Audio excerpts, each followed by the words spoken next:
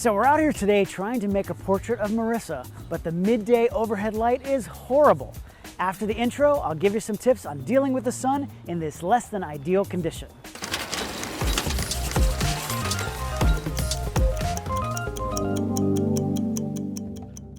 The middle of the day when the sun is directly overhead is one of the worst times to take a picture of someone.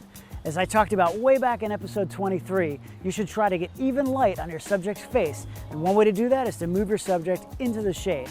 But if there's absolutely no shade around, or you just really want your subject in a specific location, then there's still a way to do it. What you want to do is create your own shade wherever you are.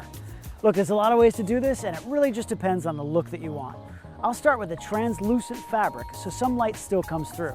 This particular fabric blocks one stop of light, but you can buy them in different strengths. By letting some light through, I've softened the light on Marissa's face and now have less contrast and got rid of those nasty shadows.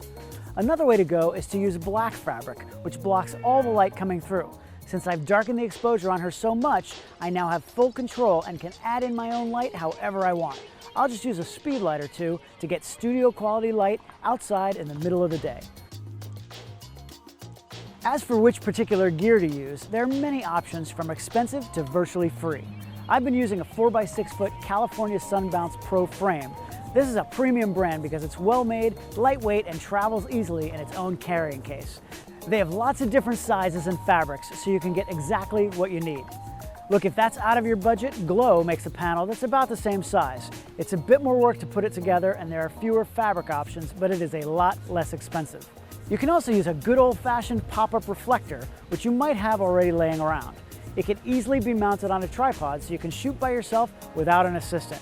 And if you really want to DIY this, you can use virtually anything, including a photo umbrella or even just an old piece of foam core, as long as it's big enough to cover your subject.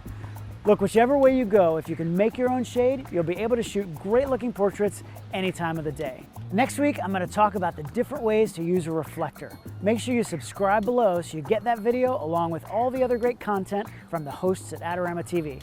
Also follow me personally on social media at David Bergman, and I'll see you back here next week.